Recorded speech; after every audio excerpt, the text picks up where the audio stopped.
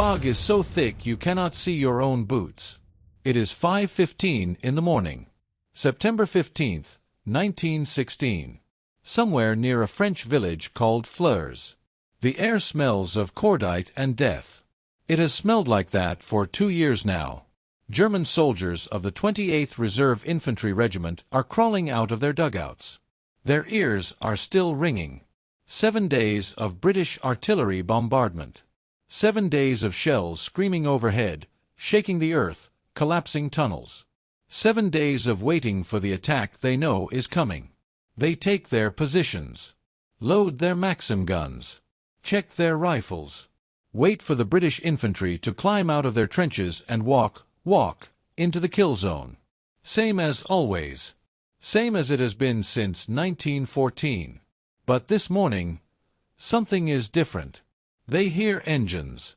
Not trucks. Not ambulances. Not anything they recognize. Something else. Something heavy. Mechanical. Grinding. Getting louder. A German war correspondent attached to the 28th Reserve will later write, "My blood froze in my veins." Crawling along the cratered battlefield were two mysterious monsters. What those German soldiers saw emerging from the fog that morning had no name. No precedent. Nothing in human history to compare it to. Nothing their fathers or grandfathers had ever described. Nothing from any war in any century. They were witnessing the birth of the tank. But to understand why Britain was desperate enough to send 49 untested machines with barely trained crews into battle, you need to understand what happened 76 days earlier. The single bloodiest day in British military history. July 1st, 1916. 7:30 in the morning. The Somme. Northern France. Whistles blow across the British lines. Miles and miles of whistles. Officers climbing ladders. Sergeants shouting orders. Chaplains offering final prayers. Over 100,000 men climb out of their trenches. They have been told the German defenses are destroyed. 7 days of artillery bombardment, 1.5 million shells, have supposedly cut the barbed wire, collapsed the bunkers, killed the machine gunners, turned the German trenches into graveyards. They walk forward. They do not run. They carry 70 pounds of equipment each. Rifles, ammunition, grenades, shovels, rations. Everything they need to hold the ground they are about to capture. They were told they would not need to run. They were told wrong. The Germans had dug bunkers 30 feet underground. Reinforced concrete. Steel doors. Ventilation systems. Some had electric lighting. They were designed to survive exactly this kind of bombardment. When the barrage lifted, the Germans climbed out. Set up their Maxim guns. Took their positions. And waited. The British walked straight into them. The machine guns opened up at 7:31. 1 minute after 0 hour. And they did not stop. By sunset, 57,470 British soldiers were casualties. 19,240 of them were dead. One day, nearly 60,000 men. More than the entire American death toll in Vietnam. In a single day. The bloodiest single day in the entire history of the British Army. Before or since. And here is the number they do not teach you in school. For every 100 yards the British advanced that day, they lost roughly 2,000 men. 2,000 men. Per 100 yards. Some battalions lost 90% of their strength before they reached the German wire. The mathematics of trench warfare were brutal. And everybody knew it. The generals knew it. The politicians knew it. The men climbing out of the trenches knew it. For 2 years, the Western Front had been frozen solid. Trenches stretched from the English Channel to Switzerland. 400 miles of mud and barbed wire and rotting corpses. 400 miles of stalemate. 400 miles of death. Every general understood the problem. To advance, you sent men across open ground into machine gun fire. The defenders were protected by trenches and concrete. The attackers were not protected by anything. The attackers died. Artillery could not break the stalemate. The shells churned the ground into mud, but rarely killed the men hiding underground. Cavalry was useless. Horses died faster than men against machine guns. Infantry kept attacking and dying by the thousands. Britain needed something new. Something that could cross trenches, crush barbed wire, survive machine gun fire. Something that could change the equation. They needed a miracle. And somewhere in England, in total secrecy, they were building one. The idea was not new. Leonardo da Vinci sketched armored war vehicles in 1482. He imagined men inside a wooden shell, protected from arrows and swords, rolling across the battlefield. But he did not have an engine powerful enough to move it.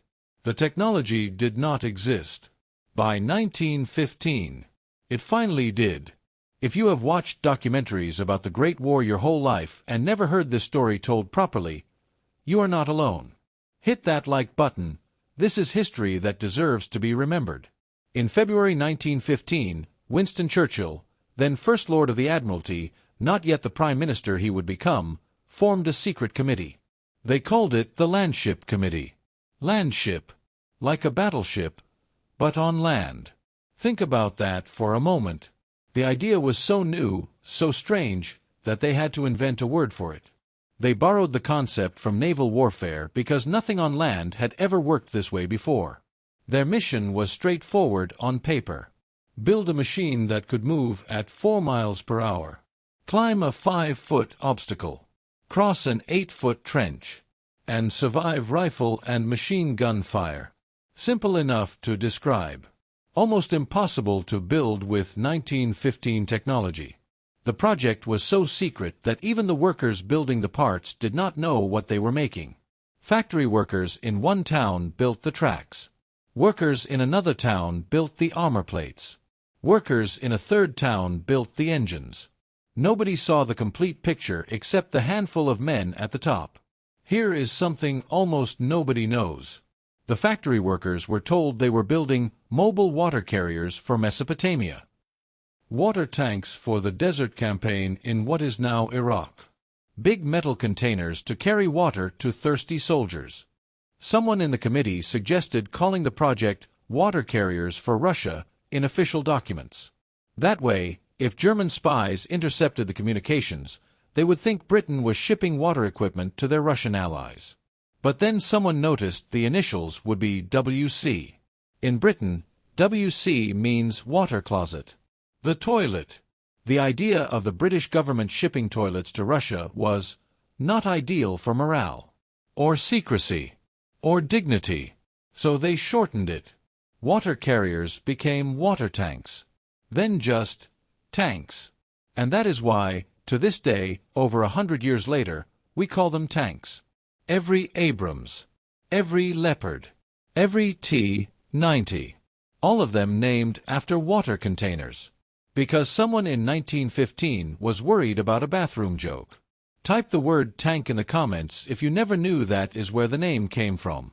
By September 1915, the first prototype rolled out of William Foster and Company in Lincoln, England. They nicknamed it Little Willie. It was ugly, boxy, slow. The tracks kept falling off. The engine overheated constantly. The steering was almost impossible. It took 4 men just to change direction. But it moved. It crossed obstacles. And bullets could not penetrate its armor. It worked. The improved design, Big Willie, became the Mark I. The first real tank. The Mark I weighed 28 tons. It had tracks that wrapped around the entire body, giving it that strange diamond shape that made it look like nothing else on Earth. The shape was not for aesthetics. It was engineering. The high front allowed it to climb out of trenches. The long body allowed it to cross wide gaps. Inside, conditions were hellish. 8 men crammed into a metal box with no ventilation. Engine fumes filled the compartment. Carbon monoxide. Gasoline vapor. Oil smoke. Temperatures reached 120 degrees Fahrenheit. Some crews passed out from the heat. Others vomited from the fumes. The noise was so deafening that crews communicated by hand signals because they could not hear each other scream. The engine sat in the middle of the compartment with no barrier. One wrong move and you burned yourself on exposed metal. There were two versions. Male tanks carried two 6-pounder naval guns on the sides, repurposed ship weapons mounted in armored sponsons. Female tanks carried only machine guns, Vickers and Hotchkiss, 6 guns total. Top speed, 4 miles per hour. About the pace of a slow walk. Slower than a man jogging. But a man jogging could not survive machine gun fire. The tank could cross trenches. It could crush barbed wire flat. And bullets bounced off its armor like rain off a tin roof. By June 1916, the first Mark I tanks arrived at training grounds in England. The men who would crew them came from the heavy section of the Machine Gun Corps. A new unit created specifically for this new weapon. Most were young, early 20s. Many had never seen combat, never fired a shot in anger, never watched a friend die. One of them was 23-year-old Lieutenant Harold Mortimore. Friends called him Morty. Mortimore commanded a tank nicknamed Daredevil. He had 5 months of training. 5 months to learn how to drive, fight, and maintain a machine that had never existed before. 5 months to master something his instructors barely understood themselves. Here is what the training manuals could not teach him. Nobody knew how tanks should actually be used in battle. There was no doctrine, no tactics, no precedent, no veteran tanker to explain what worked and what got you killed. They were making it up as they went along. In August 1916, the tanks were shipped to France in secret. The operation was codenamed Doris, a woman's name to disguise its true nature. Workers painted Russian letters on the shipping crates, with care to Petrograd, to fool German spies into thinking they were water equipment for the Eastern Front. The crews knew they were going into battle. They just did not know when, or where, or whether their machines would even work when the moment came. And most of them had never been in combat before. As one tank commander later wrote, "Our tank commander was a fine and likable young fellow, but he, like all of us, had never been on a battlefield or in action before." Indeed, that was the position of practically the whole of the 32 tanks which took part in this first action. The briefing and instructions regarding objectives were quite inadequate, and there was little or no cooperation between the infantry and the tanks. Boys, in machines nobody understood. With instructions nobody had tested. About to change warfare forever. By late summer 1916, the tanks were ready. Or as ready as they would ever be. But there was a problem. A serious disagreement at the highest levels of British command. Some generals wanted to wait. Build more tanks. Train more crews. Work out the problems with reliability and coordination. Stockpile hundreds, maybe 1,000, and then unveil them all at once in a massive, decisive attack that would smash through the German lines and end the war in a single blow. The element of surprise was everything. Once the Germans saw tanks in action, they would start developing countermeasures. Anti-tank guns. Deeper trenches. Their own tanks. The first attack had to be overwhelming. It had to win the war. Otherwise you were just giving away your secret for nothing. Others could not wait. General Douglas Haig, commander of the British Expeditionary Force, was watching the Somme offensive bleed his army white. Every week brought more casualties. Every attack cost thousands of lives for hundreds of yards. The French were screaming for relief at Verdun, where they had lost nearly 500,000 men already. The politicians back in London were losing patience. The newspapers were asking questions. The public was starting to wonder if the war could ever be won. Haig needed a victory. Any victory. Something to justify the slaughter. Something to prove the sacrifice was not in vain. He made the decision. The tanks would attack on September 15th, ready or not. Now here is where it gets interesting. Do you think Haig was right to use the tanks early? Or should he have waited for more? Type now or wait in the comments. I genuinely want to know what you think. There is no right answer here, Military historians still argue about this today. Critics were furious. Winston Churchill himself, the man who had created the Landship Committee in the first place, called it a criminal waste. Squandering a secret weapon before enough were ready. Throwing away the element of surprise for a few miles of French mud. Giving the Germans time to prepare countermeasures before the tanks could be used decisively. Churchill believed the tanks should have been held back until there were thousands of them. Enough to break through the entire German line at once. Enough to end the war. But Churchill was not in command. Haig was. And Haig had made his choice. 49 tanks would go into battle. Ready or not. September 14th, 1916.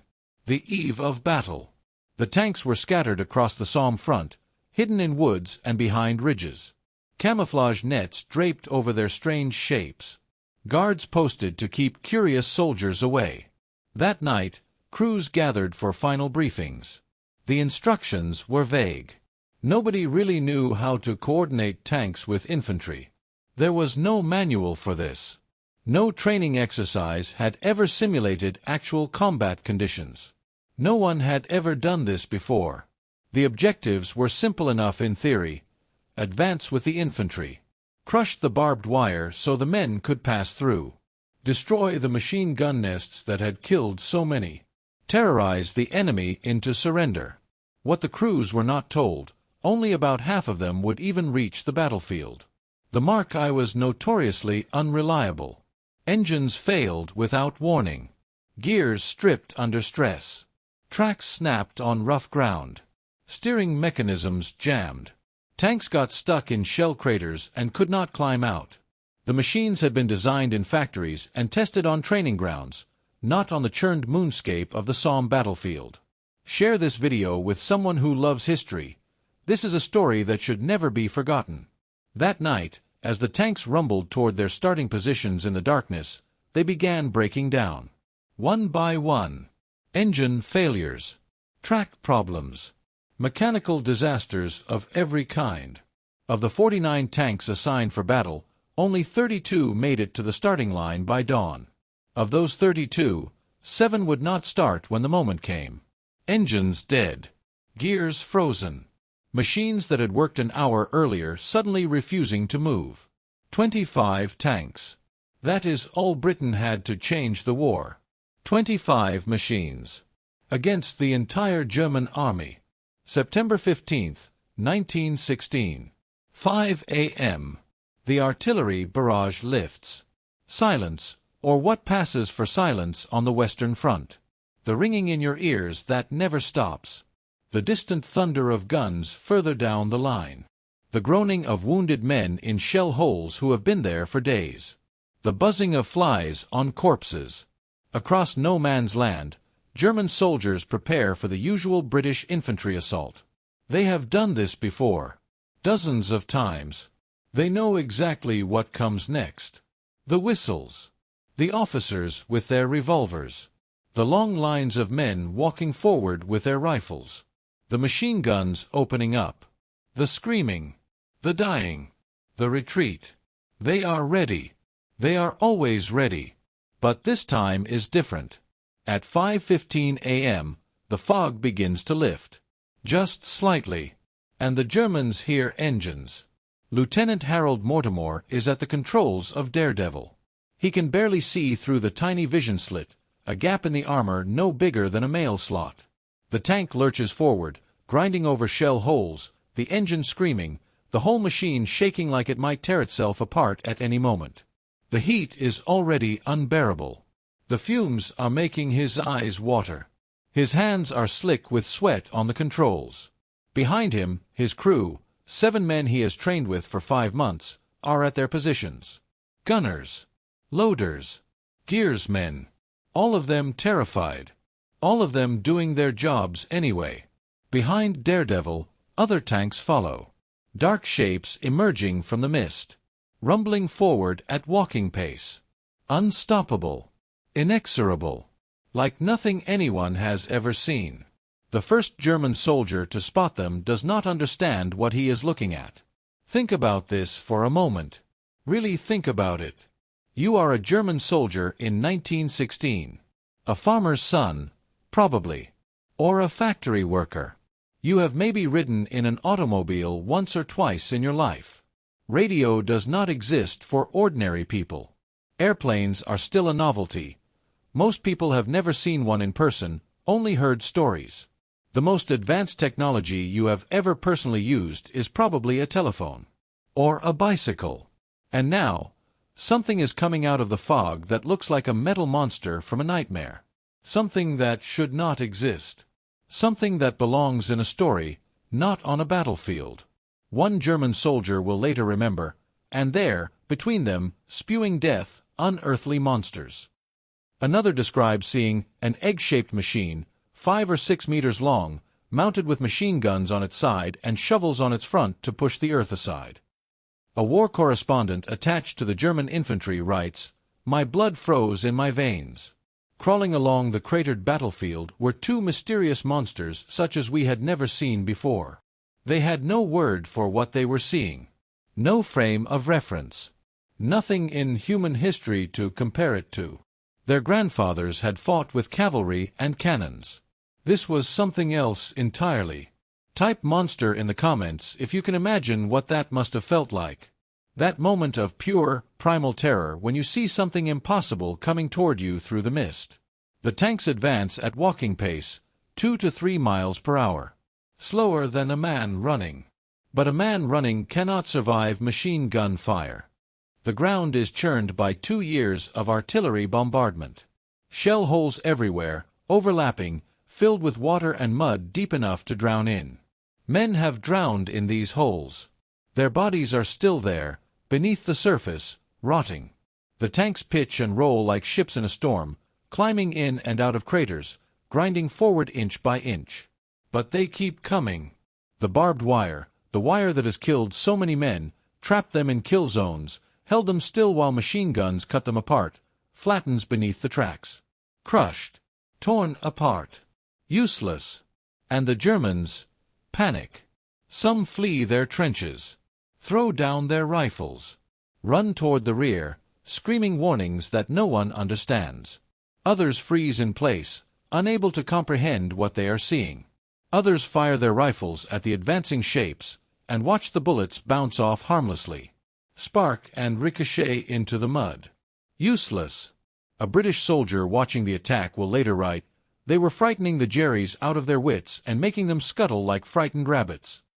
For the first time since 1914, the Germans are afraid. But the tanks are dying too. German artillery finds its targets. The Mark I has armor that stops bullets, but it cannot stop a direct hit from a 77mm field gun. One by one, tanks are knocked out by artillery shells. They burst into flames, the fuel and ammunition cooking off in massive explosions. Others simply break down in the middle of the battlefield, engines failing, tracks snapping, steering mechanisms jamming. Crews bail out into the hell of no man's land. Some make it back to British lines, crawling through the mud and the wire. Some do not. The German machine gunners, who were useless against the tanks, are very effective against men in the open. Cyril was a gunner in Tank D-15. He was young, barely trained. He had joined the heavy section just 5 months earlier, straight from basic training. He had never been in combat, had never fired a shot at another human being. His tank took a direct hit from German artillery. The shell punched through the armor near the engine compartment. The tank caught fire instantly, fuel and oil and ammunition all cooking off at once. The crew escaped the burning wreck. 8 men crawling out of the hatches, desperate to escape the flames. They dropped to the ground and started running toward the British lines. The German machine gunners opened up. Cyril was one of the very first tank crewmen killed in combat. Ever. In the history of warfare. He was buried where he fell, beside his burning tank. Later, his remains were moved to Bull Road Cemetery near Flers. His brother Donald later named his own son Cyril, to keep the memory alive. Of the 25 tanks that started the attack, only 9 achieved their objectives. The rest broke down, got stuck, or were destroyed. But one of those 9 did something extraordinary. Something that would be remembered for 100 years. Near the village of Flers, a single Mark I breaks through the German lines. It rolls past the first trench, past the second, past the machine gun nests that have been abandoned by their terrified crews, past the reserve positions where German officers are screaming orders that no one obeys. The defenders cannot stop it. Their rifles are useless. Their grenades bounce off the armor. Their artillery cannot hit a moving target through the fog and smoke. And the tank keeps going. It drives straight into the village of Flers itself. Picture this, a metal monster, 28 tons of steel and fire, grinding down the main street of a French village. Past the church. Past the abandoned shops. Past the cellars where civilians have been hiding for 2 years. A British reconnaissance aircraft is circling overhead. The pilot, a young man flying a wooden canvas biplane, spots the tank rolling down the main street. British infantry are following behind it, cheering, unable to believe what they are seeing. The pilot reaches for his message pad, scribbles a note, drops it in a canister to be retrieved by ground forces. The message will go down in military history. A tank is walking up the High Street of Flers with the British Army cheering behind. Think about that sentence for a moment. A tank is walking up the High Street of Flers. Walking. Like a person. Like a living thing. With the British Army cheering behind. Cheering. After 2 years of nothing but death and stalemate and despair. Cheering because they have finally seen something that gives them hope. It is the most surreal moment of the entire war. The tank reaches the center of Flers and stops. Its engine is overheating. Its crew is exhausted. But the village is clear. German defenders have fled. British infantry pour in behind it, securing the buildings, rounding up prisoners. For one brief, shining moment, the stalemate is broken. The impossible has happened. By the end of September 15th, the villages of Flers and Courcelette are in British hands. The advance, about 2,500 yards. Less than 2 miles. 2 miles that cost more blood than most people can imagine. The casualties, 30,000 men. Out of 150,000 who fought at Flers that day, 1 in 5. Dead or wounded or missing. Lying in shell holes or field hospitals or unmarked graves. The tank losses, catastrophic by any measure. Of the 49 tanks assigned to battle, 17 never made it to the starting line. 7 would not start. 5 got stuck in mud or shell holes. 9 were destroyed or disabled by German artillery or infantry. Only 9 achieved their objectives. Only 9 out of 49. By any reasonable measure, the results were underwhelming. 2 miles of advance. 30,000 casualties. A handful of destroyed machines. And yet, General Douglas Haig, the man who had sent 57,000 men to their deaths on July 1st, saw the tanks at Flers, and immediately requested 1,000 more. He understood what the statistics did not show. The Germans had never seen anything like this. And they were afraid. For the first time since 1914, the defenders had broken and run. For the first time, the machine guns and barbed wire had failed. For the first time, there was something that could break the stalemate. The German High Command reacted swiftly. Within 6 weeks, they issued the first How to Combat Enemy Tanks instruction manual in military history. It advised, rifle and machine gun fire are mostly useless. Single-hand grenades do not work. Bundle grenades together into concentrated charges. Use field artillery in direct fire at close range. Dig trenches too deep and wide for tanks to cross. They formed 50 anti-tank artillery batteries across the entire Western Front. And they began designing their own tank, the A7V, though they were already years behind. The A7V would not see combat until March 1918. By then, Britain had produced hundreds of improved models. Here is a number that tells the whole story. During the entire war, Germany produced just 20 tanks. Britain and France produced over 6,000. The arms race had begun. and Germany had already lost it before they even started running. Lieutenant Harold Mortimore, the 23-year-old who commanded Daredevil on that foggy September morning, survived the war. He went home to England, lived a long life, watched tanks evolve from crude metal boxes into the sophisticated weapons of World War II, watched them decide battles at Stalingrad and Kursk and Normandy. He never forgot that morning at Flers. The fog, the engine noise, the Germans running. Cyril Coles, the gunner killed on September 15th, did not get that chance. His remains rest today at Bull Road Cemetery near Flers, in a Commonwealth War Graves Commission plot maintained with immaculate care. If you ever visit the Somme battlefields, you can find his grave. Row D, Grave 18. His brother Donald visited that grave after the war. And when Donald had a son, he named him Cyril. To keep the memory alive. The Mark I tank that survived the battle became a celebrity of sorts. One was donated to Lord Salisbury and displayed at Hatfield Park for years, where schoolchildren and veterans could see it. Today, the last surviving example of a Mark I sits in the Tank Museum at Bovington, England. You can visit it. Touch the armor plate that stopped German bullets a century ago. And the word tank, that accidental code name chosen to hide a secret project from German spies, became permanent. Entered every language on earth. Russian, German, French, Japanese, Chinese, Arabic, all of them using a word that originally meant water container. By November 1917, just over a year after Flers, the British sent 476 tanks into battle at Cambrai. Hundreds of metal shapes rolling through the mist. An iron tide that refused to ebb. Massed armor used as a concentrated force for the first time. One veteran wrote, "For many German soldiers, it was too much to bear. They either fled in terror or surrendered in droves." The breakthrough at Cambrai advanced 5 miles in a single day. Without the usual weeks of artillery bombardment. Without the usual mountains of dead. 5 miles, more than the entire Somme offensive had achieved in 4 months. The tank had arrived. Warfare would never be the same. Here is something almost nobody knows. The final twist that makes this story complete.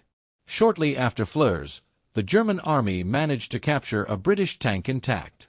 One of the machines that had broken down in the battle.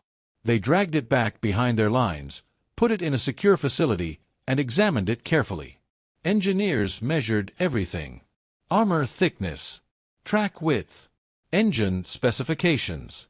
They tested its armor with their standard infantry ammunition, the 7.92 mm SMK armor-piercing rounds. The bullets punched straight through. The Germans were elated. They concluded that their standard armor-piercing ammunition could penetrate British tanks easily. The machines were not as invulnerable as the British propaganda claimed. They could be stopped with ordinary infantry weapons. Based on this intelligence, the German High Command scaled back their tank development program. Why rush to build tanks when you could destroy them with rifles? They disbanded some of the new anti-tank units as unnecessary. They reduced the priority on anti-tank artillery. Here is the problem. The tank they captured was never meant for combat. It was a Mark II training vehicle, shipped to France by accident, built with unhardened mild steel armor instead of proper ballistic plate. Training tanks were intentionally built with thinner armor because hardened steel was expensive and in short supply. They were meant to teach crews, not fight battles. The Germans spent months analyzing a tank that was basically made of tin. When the improved Mark IV tanks appeared in spring of 1917, with proper hardened armor, twice as thick as the training vehicles, the Germans were caught completely off guard. Their SMK bullets bounced off harmlessly. Their carefully prepared defenses failed. Their confidence was shattered. A single mistake in intelligence analysis, a single captured training vehicle that nobody realized was different from the combat models, changed the entire trajectory of armored warfare. The Germans never caught up. By the time they realized their error, it was too late. On September 15, 1916, warfare changed forever. Not because of the tank's success, they barely succeeded at all. Only 9 out of 49 achieved their objectives. The advance was measured in yards, not miles. The casualties were horrific. But because for the first time in history, someone had built a machine that could break the stalemate, cross the trenches, crush the wire, survive the machine guns, something that could change the brutal mathematics of trench warfare. The 49 tanks at Flers did not end the Great War. The war would grind on for 2 more years. Millions more would die. But they showed that wars could be ended differently. That young men did not have to walk into machine gun fire. That technology could change the equation of death. The men who climbed into those tanks, Harold Mortimore, Cyril, and hundreds of others whose names are mostly forgotten, knew they were doing something that had never been done before. They climbed into metal boxes with no ventilation, unreliable engines, and no way of knowing if they would survive the next hour. They could not see through the tiny vision slits. They could not hear over the engine noise. They could not breathe properly in the fumes. They could not escape quickly if the machine caught fire. And they did it anyway, because someone had to be first. Every Abrams rolling across a desert. Every Leopard defending Europe. Every T-90 in a modern war.